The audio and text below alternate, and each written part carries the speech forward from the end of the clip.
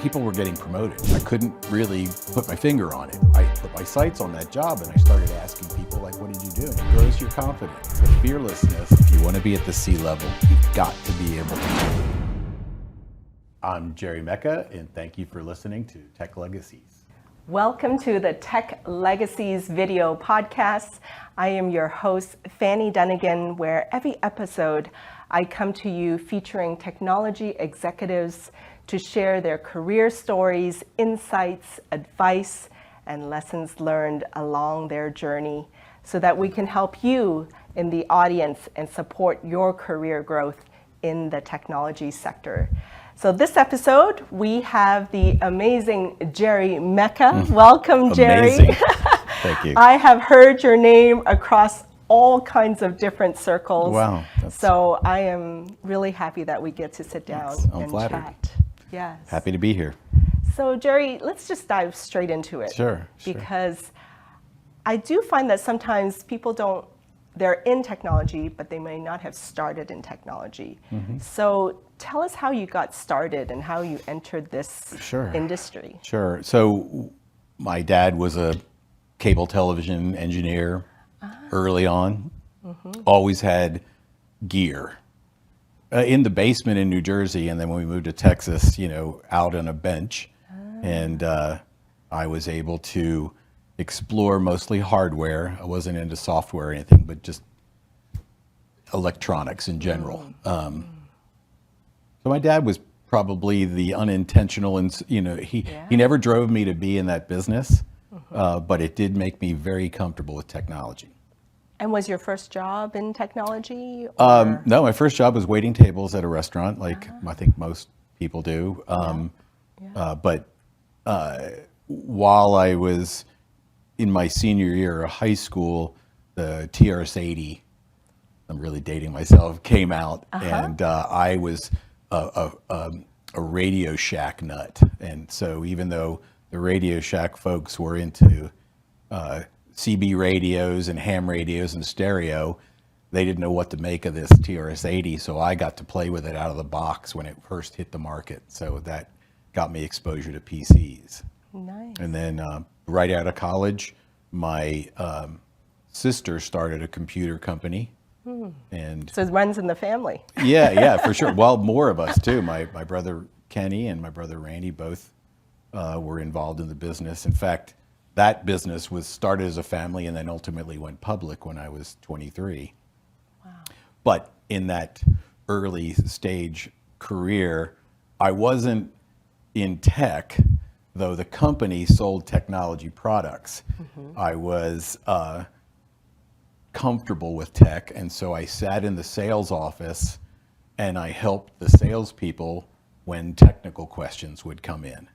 That they were familiar with pricing, manufacturers, but when somebody wanted to know how to plug this into this, or whether this was compatible with this, or how to make this capability happen, that was OTJ and OTL in my life experience that I was able to offer. And then it got so busy in the sales office that they gave me a salesman number, and I started selling technology.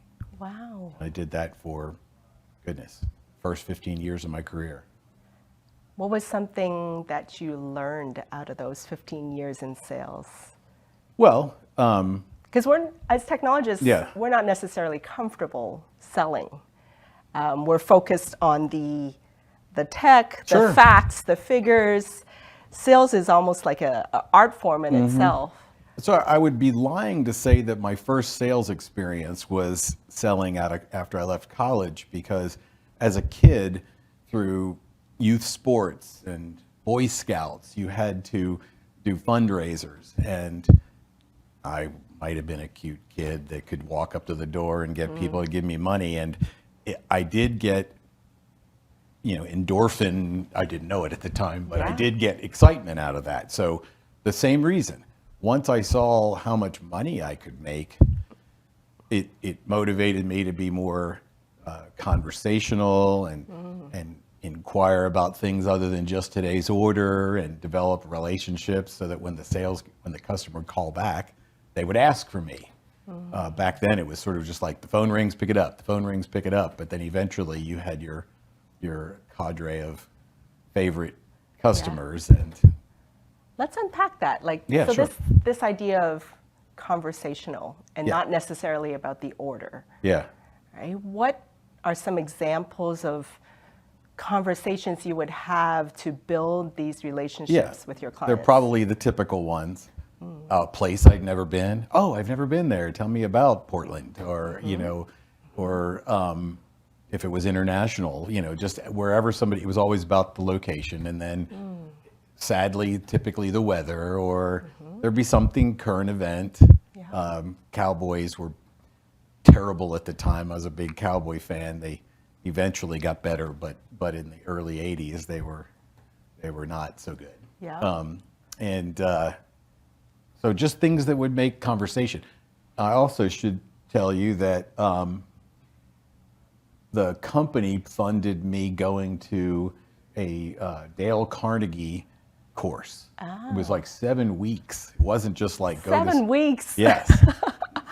You went for 7 weeks. It was 4 hours in the night on a Thursday, and you did develop tools that I don't mean to say I didn't need to really be taken out of my shell, but Yeah. how to remember people's names. Oh, do you remember the tip? What is the Yeah, tip? yeah. So the Do tell. you always associated that. So the guy who taught the class was Jim Polowski, and you'd go around the room, and Jim would be Jim, like work at the gym, and pole with ski poles, and ow, hoot. And I know this is crazy, and there's probably some people. Well, who are all gonna- these years you Yeah, still remember. I still remember. So it So stuck, I'd play right? with the name when I get it. You saw me do that with you and my mother's name, my grandmother's Yes. name. So Yes. and I did something with your last name too, but let's just leave it at that. But she was Irish as well, so there was Yes. some connection there. But yeah, they're tricks. But the people thing was every time I met somebody, I knew we were taught that you'd like to talk about yourself. So Yeah. let them. And well, so where are you from? And I picture a house. Do you have any brothers and sisters? I picture windows for the brothers and sisters. And then, well, was this, a big house? Was your mom and dad still alive? Before you knew it, you had this packing or this piling on technique that then later, you may not remember everything, but you remember they had a lot of kids, or they were So you would put mental pictures in your head. in my head, literally pictures. And I think that's not uncommon for Yes. people who think like that. Yeah. I think like that. Yeah. Well, and such a big part of whether we buy from somebody is whether we feel like we can trust them or not. Right? Do you feel like those kind of conversations and things like that built trust, or what else helped you to build trust with your clients? Delivery, all of the things that we were selling were quality products. Later in my career, I had to sell things that weren't always working, and that was frustrating for me. That's why I didn't stay in sales, because at some point, we all talk about this as IT people. We get people calling them, trying to sell us stuff all the time, and often it's a bunch of noise. It's a vaporware that doesn't really work the way they say it, or they make it sound like it's going to work. And I couldn't really do that. Once I was in a place where I had to overly convince, I wanted the market to want something, and then I could use my relationship. I also got a lot of, I have a voice that sounds good on the phone, and that helped me. I didn't know that. I got told that. So you pick up these things that you get your excitement from because somebody's complimentary. Yeah. So it's almost like you're tucking Everything away. little strength away and then Yeah. doubling down on it almost, but right? not the last thing I want to do is come up I have it all figured out. Right. But yeah, I didn't feel like I was using it to manipulate them. I did have a girlfriend who once told me that I was Dale Conning her. Oh gosh. She said that I was so good at it that she just because she knew about it when I went to the classes. And Yes. so she was, don't Dale Con me. I was like, wait, I'm not doing It that. depends on the user for good or So you really manipulation. want it to be sincere. Right. And And people can spot fakes. I think so. Yes. I think so. Yes. Immediately. And So I'm you not. had 15 years of Yep. kind of sales, and then did you then pivot to something very technical? Yeah, Or what so was next? I had, during that sales time, I had a couple of really good clients, Ciba-Geigy Pharmaceuticals out of New York, and there was a lady named Marie Harrington. God, I don't even know if she's still alive, it's a long time ago. And she was a MIS director, but that was the top job at the company. And I thought I could do that job. I had worked with her side by side, and then I started to meet more people like that. Well, make a long story short, I kind of coveted the career a little bit. Like, yeah, I think I could do this. It's not Right. all tech. It's running the business. It's Yeah. little sales. Yeah. All these other things. And then we ran a project at ACT where I was, and there was no CRM. And I was the most technically competent in the office without going out and hiring a consulting company. And I just took on the project. And that's kind of really where the tech career kind of took off. Because when the project was over, they wanted me to run the IT department. I still had to keep my customers.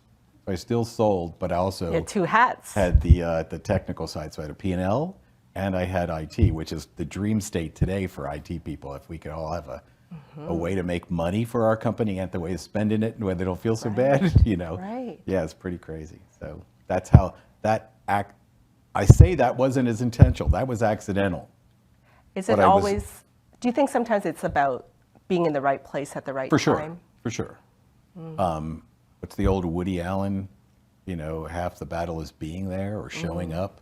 But I'm fearless. I inject myself into stuff I probably shouldn't be doing, but I don't have imposter syndrome. I mean, if I think I can do it, I get in and try. Now, I may ultimately, like I said earlier in our conversation before we started, football was something I thought I could do. And then when I got to college, there were so many people that were better than me. Yeah. I mean, it's a reality check versus I'm not going to try because they might be better than me.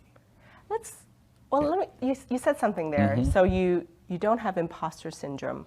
Where do you think that came from? From childhood or I mean, I something you have learned along the way? I have insecurities, so it's not like I don't have them, but wow, that's a great question. And I do think I have 4 brothers and 3 sisters, and I don't feel like it was a nurturing home where I didn't get beaten up or teased. Yeah. But when I got out in the world and realized that I had a personality and something to bring to the table and I was getting positive reinforcement, I realized it was the environment that was creating my insecurities, not me.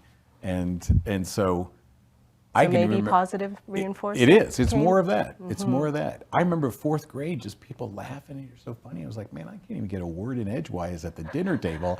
These people are eating this up. And it did. It grows your confidence. And the fearlessness, I'll try just about anything. I mean, once. I mean, So along the way, because you're at the CIO level now, Yep. how did you get to this point? Like, was it again by happenstance or something else? So I had so I was at ConocoPhillips, Burlington Resources at the time, and people were getting promoted, but I wasn't. And I couldn't really put my finger on it. And they all seemed to come from audit, consulting, and I didn't have that background. And now I'm mid-30s, not going to go try to look up a PwC gig and see if I could build. I didn't think it was, and I'd also, for the first time, read an annual report, and this job called Chief Information Officer started to pop up. This is 95, so I don't. Still early. Yeah, so I don't think, but it was somebody. I think it's Hewlett Packard. Trying to remember exactly whose annual report, but nonetheless, I put my sights on that job and I started asking people like, what did you do? And he goes, well, I got a master's degree. How do I do that? And so, but I did. I went and got one of those executive MBAs from Baylor. It was great. What in that program helped you the most? It did make me now more financially savvy. So I've got the gift of gab, I've got the technology, but how about a P&L, and how about planning a budget, or how about contracts and economics? I had a business background, but not a business degree. And so I think being, like I said, being able to read a financial statement and understand what was causing the bottom line to be impacted, and the difference between capital and operating expense. I mean, just all sorts of things that you don't get that in the traditional sales guy doesn't get taught that. They may know that I'm selling it for more profit than it costs to make it, but that's about where it ends. And then in technology, we're just so rabid about we can't believe that somebody can't see the value in something. I want to pause real quick here and give a special shout out to one of our sponsors, CG Infinity. I've worked with them for several years now, and I can truly say that they have one of the best workplace cultures that I've ever experienced. And they specialize in a variety of industries, especially energy, utilities, and financial services. And they serve them through their Salesforce, cloud, as well as customer experience services. So thank you, CG Infinity, and I hope you'll support them as they have supported us here at the podcast. So does that mean you think that to get to a CIO level or CTO level, it needs those three legs? For sure. The sales, the tech, obviously, and then the finance. And you know, in the sales is the communications. So, I mean, really, at the end of the day, I mean, my first degree was in communications. So I did that simply because I thought from all the degrees that were out there, I chased an accounting degree right out of college, but I hated it. Yes. And my sister had already started Ingram. So when she had started, that was Ingram Micro as a electronics distributor, she had needed people to come to work there right away. And so I wanted to get done. So I rushed through college to get out.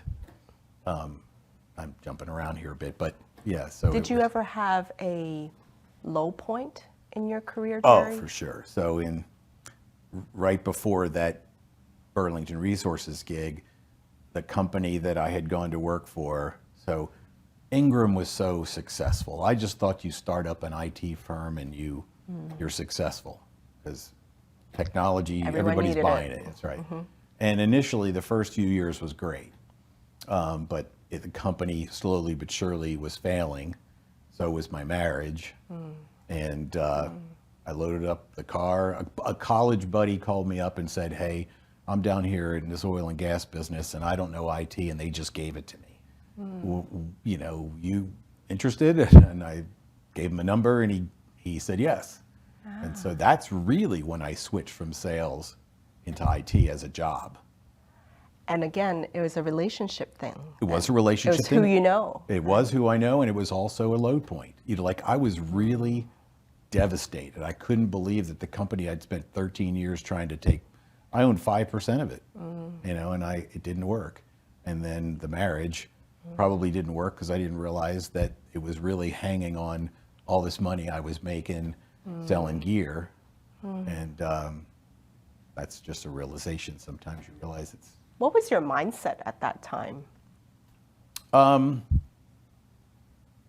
was devastated, but it was Houston. I had a car. They were selling my house for me. They came in and solved so many of the stress problems. They gave me a cash signing bonus. I put everything I owned in the back of my Porsche and drove to Houston. And they sold the house, gave half the money to my ex. So how do you trust that things like that end up happening? Because it was almost like would you say a stroke of luck or something else? So I believe in luck, but I believe luck happens. when you're in, you have some direction. If you're a bad person, or if you're a thief, or you're a criminal, or whatever, you usually get killed when something bad happens. And not that it is sort of emotionally killing you, but I think that I always had drive. I always had something that was sending me in a direction, and yeah, I will say that having good relationships meant that opportunities would present themselves. Would you nurture the relationships along the way, or Sure. or only when? How do you? And see, this is I see that often sometimes is people don't end up going out to network till they need a job. It's funny you said that. Or No, so Craig Broussard. yes. So you know Craig? We have a common friend. Yeah, so Craig and he apparently had been reaching out to me to join this tech organization for years. And it's different. I quote unquote ghosted him. Not really. I never said yes. I never said no. Craig. Sorry.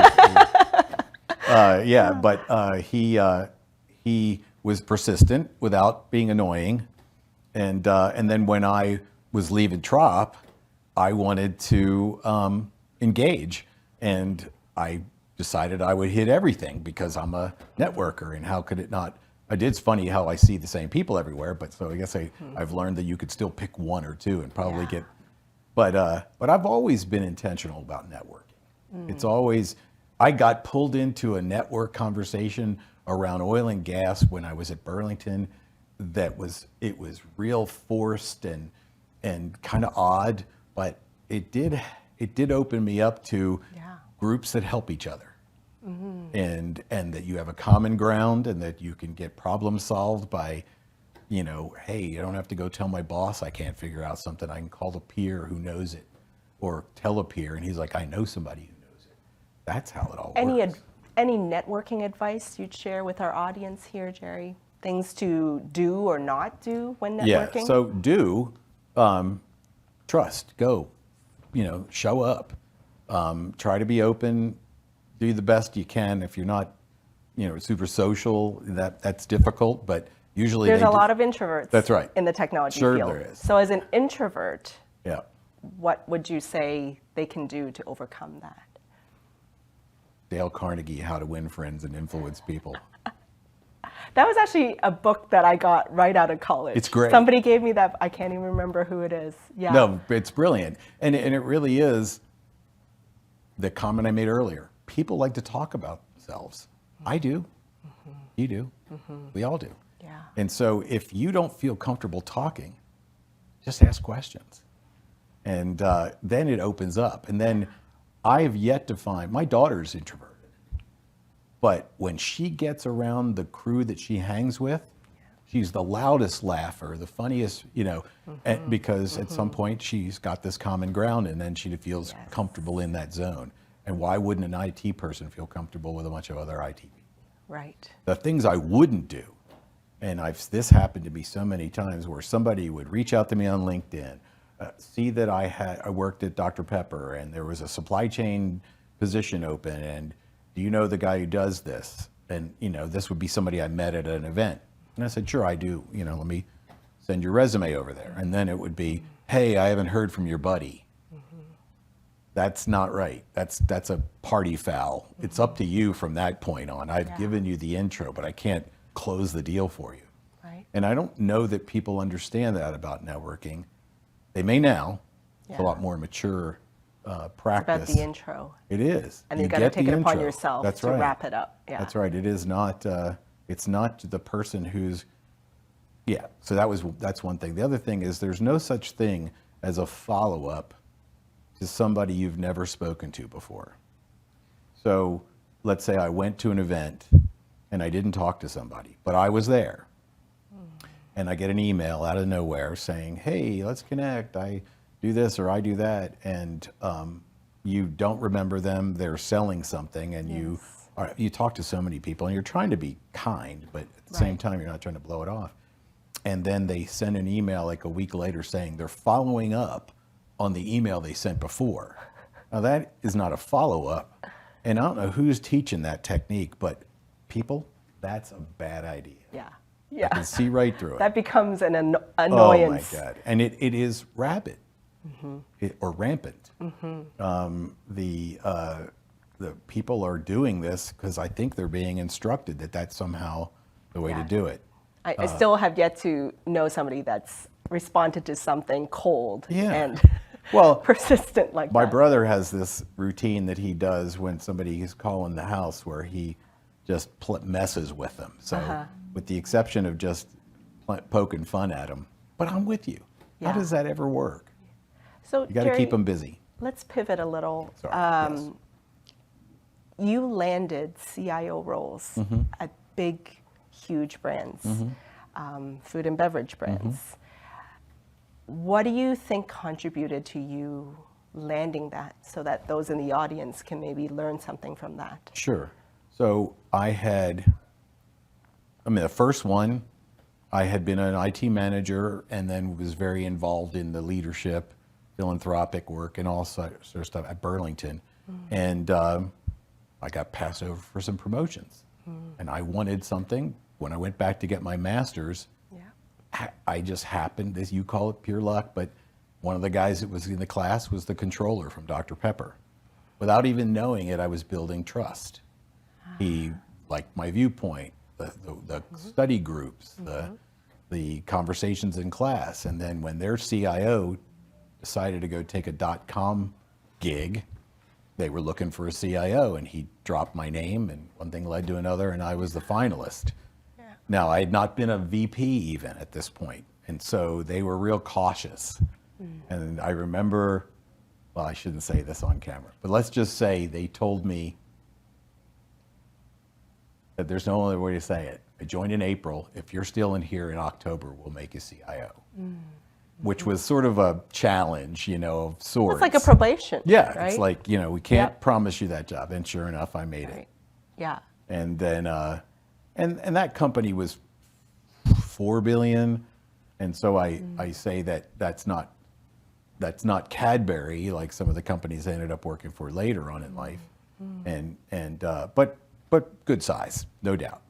But once I was CIO, then I could focus on the things that make CIOs successful. Which are? Being able to talk to leaders in the business terms and not in technical terms, but be able to talk in technical terms to the people who have to deliver the project, and then be able to talk to end users in a way that doesn't intimidate them. Be able to communicate. Have an opinion about things. Some of them are just tools you develop. Like I do the 3 C's. So does well, a lot of people. But what are the 3 C's? Custom, common, or core. So you have. Elaborate.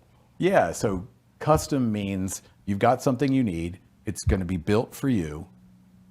Get them in here and get them out. Support it.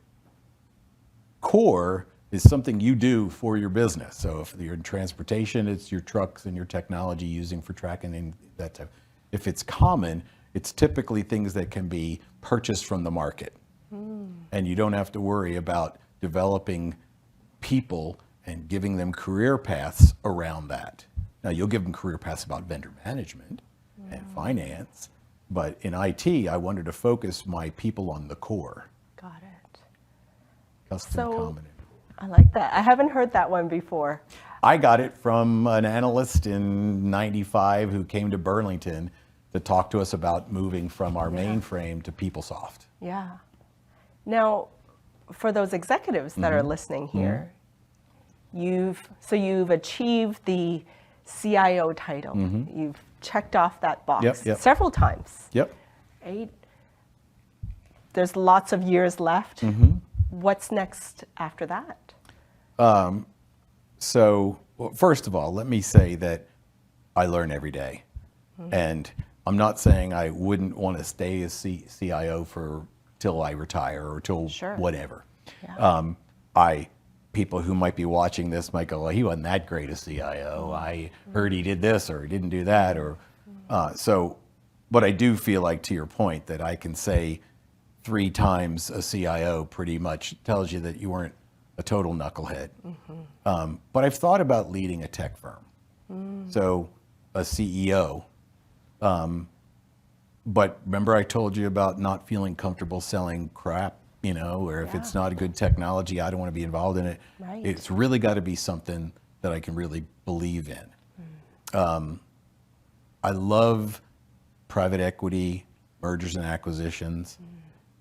I love it because, like the example of just something excretes in my brain, when I got pulled into some of those things throughout my career, it's where I have my greatest memories and greatest achievements and feeling like I really brought great value.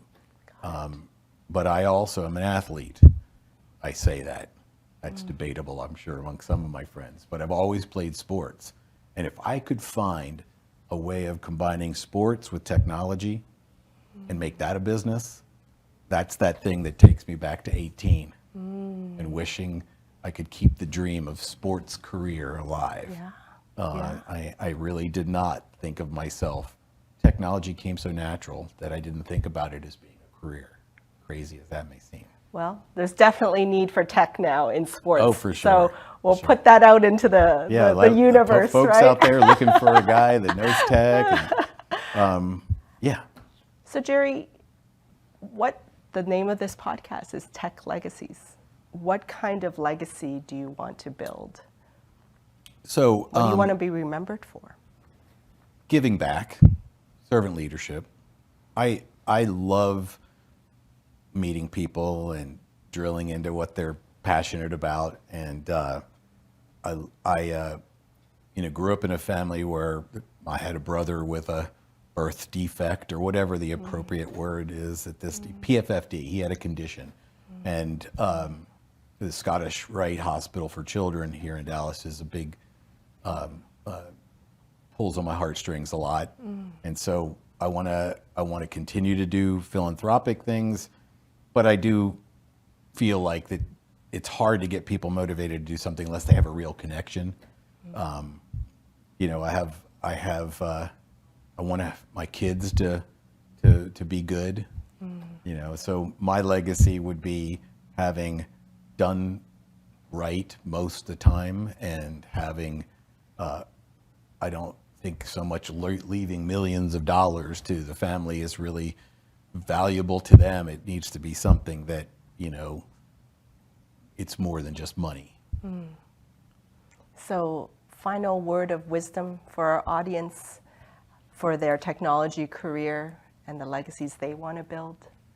I would, have a plan. A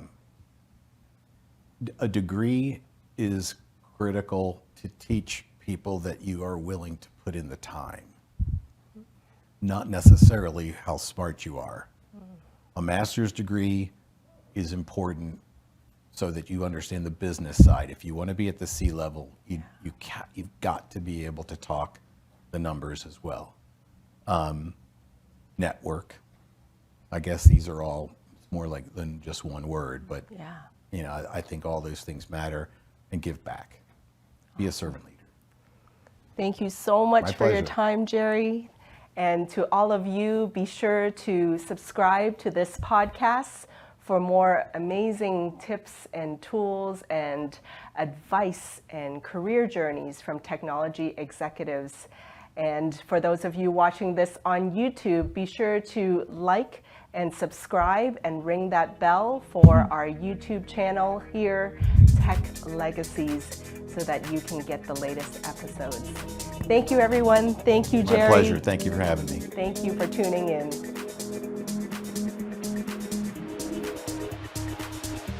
At Tech Legacies, we're all about helping technology professionals grow and succeed in their careers by sharing the advice of top technology executives. If you're looking to take your career to the next level and become a technology executive yourself, we have an exciting program to tell you about.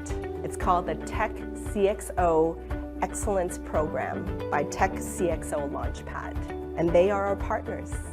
They're offering an immersive, multimodal program developed and taught by current and former CIOs and CTOs who are passionate about building the next generation of C-suite technology executives. and you'll experience a full immersion into the C-suite world and also get to collaborate, network, and experience capstone-style projects with other professionals. And this is all while benefiting from face-to-face interactions in person with industry guest speakers. It is exclusively for a new level of C-suite executives and C-level direct reports and second directs who are earmarked for succession planning and career growth. To join their waitlist, register your interest at www.techcxolaunchpad.com. That's techcxolaunchpad.com. This program has everything you need to take your career to the next level.